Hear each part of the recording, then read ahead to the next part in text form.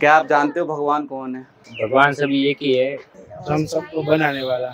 I am God, मैं भगवान का अंश हूँ। वही ढूंढने की कोशिश कर रहे हैं कि भगवान कौन है। हाँ। अभी तक कुछ मिला नहीं है। हमारे अंदर ही तो है भगवान, हमारे अंदर ही है भगवान। इंसानों में भगवान होते हैं, सबके अंदर भगवान होते हैं। कृष्ण ही सब है। कृष्ण भगवान हमारे तो कृष्ण है। जो छोटा है बच्चा है वो भगवान है। तो इंसान ही भगवान है। जिन्होंने हमको जन्म दिया है वही अपने माँ बाप यानी कि भगवान बोले जाते हैं उनको। मैं मेरे मम्मी पापा को अपने भगवान मानूंगी। अगर हमारे दुख और सुख का साथी बने वो भगवान है। जो हमारी मनोकामना पूर्ण करते हैं वही ईश्वर है। जो मानता है तो भगवान है, नहीं मानता तो नहीं। ओम शांति। अक्सर हमने देखा है इंसान सत्य और शांति की खोज में विभिन्न जाति धर्म को मानने लगता है, जिसको अपनाकर उसको आत्मीय सुख मिलता है। लेकिन कभी उसने सोचा है कि इसकी जड़ या मूल है क्या? धर्म शब्द हम डेली सुनते हैं, लेकिन धर्म है क्या? धर्म है धारणा, मतलब जिसको हम जीवन में धारण कर अपने मानव जीवन में उन मूल्यों, उन धारणाओं को फॉलो करते हैं, जिससे हमारा जीवन एक सम्यक, सभ्य, सुदृढ़ बना रहे। हर एक धर्म में ऐसी ही धारणाएं हैं। इसको हम ऐसे समझ सकते हैं जैसे कि किसी समाज, देश को सुचारू रूप से चलाने के लिए रूल बुक होती है, संविधान होता है, जिसको सभी को फॉलो करना होता है, जिस कारण सभी बराबर इक्वल विचारधारा से जुड़े रहें। जैसे हर एक देश के लिए अलग अलग रूल बुक होती है, वैसे ही हर एक धर्म की अलग अलग विचारधारणाएं हैं, लेकिन सबका उद्देश्य समान है। समय के साथ साथ अलग अलग धर्म धारणाएं बनती गईं, जिसको जो रूल सही लगे वही धर्म बन गया, उसको ही फॉलो करने लगे। जैसा कि हम देखते हैं एक धर्म में 33 करोड़ भगवान माने जाते हैं, जबकि एक्चुअल में इसका मतलब था 33 कोटि, यानी 33 कैटेगरी, 33 टाइप के भगवान। लेकिन हम इंसानों ने उसको 33 करोड़ मान लिया। जिस व्यक्ति को जिस गुरु, मैसेंजर्स, व्यक्ति विशेष से लगाव हुआ, आत्मीय कनेक्शन हुआ, आत्म तृप्ति हुई, हमारी मनोकामना पूर्ण होती देखी, हमने उसको भगवान मान लिया या भगवान बना दिया। अब तो हम देखते हैं कि अब इंसान ने इंसान को ही भगवान बना दिया है। क्यों?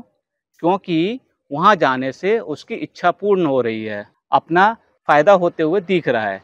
लेकिन कभी हम सत्य की खोज में दूर तक नहीं गए।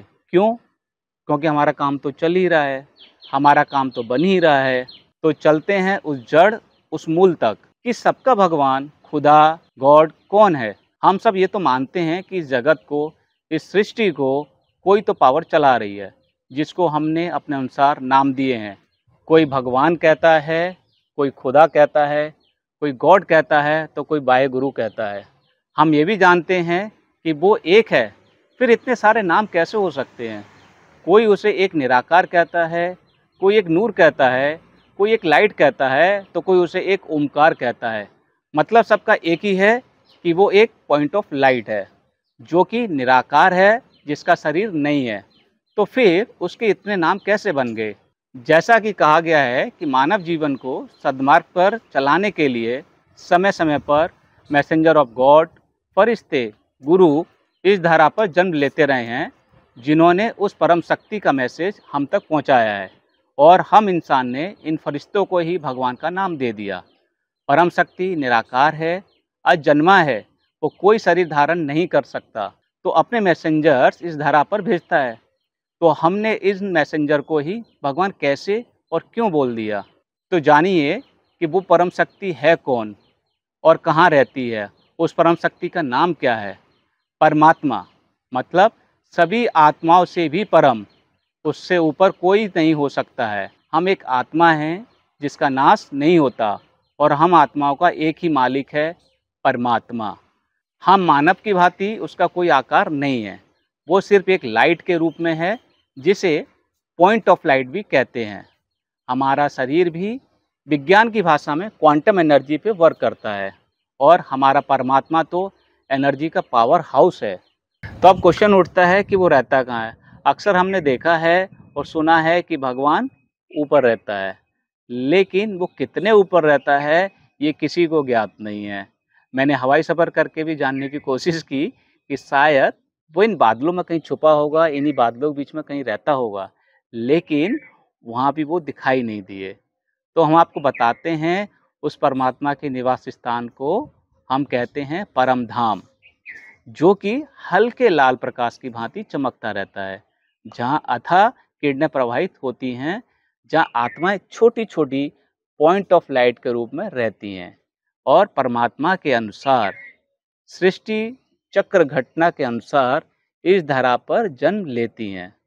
तो जब हम इन मैसेंजर से कनेक्ट होकर इतना हल्का, इतना बढ़िया, इतना सुकून फील करते हैं, तो सोचो अगर आप डायरेक्ट उस परमात्मा से जुड़ जाते हैं, उनसे कनेक्ट हो जाते हैं, तो आपका एनर्जी लेवल कहाँ से कहाँ पहुंच जाएगा। तो अब सवाल उठता है उससे जुड़े कैसे, उसे याद कैसे करें। तो बहुत ही सिंपल है, उस निराकार बिंदु रूपी परमात्मा को अपना सुप्रीम फादर माने और उससे अपने दिल की हर बात कहें, उससे सदा अपने साथ माने, उससे हर कार्य का अपना सहयोग लें, तो वो भी आपको अपने बच्चों की तरह सदा प्यार करेगा, सदा आपका साथ देगा और सदा आपके साथ रहेगा। अगर आप भी उस परम शक्ति से, भगवान से मिलना चाहते हैं, उन्हें देखना चाहते हैं, उनसे बात करना चाहते हैं, तो योग करें। केवल और केवल योग के माध्यम से ही परमात्मा से मिलना और जुड़ना संभव है। तो मेडिटेशन करते रहिए और परमात्मा से कनेक्टेड रहिए। तो जुड़े रहिए अपने सुप्रीम फादर से। तब तक के लिए शुक्रिया, अलविदा, ओम शांति।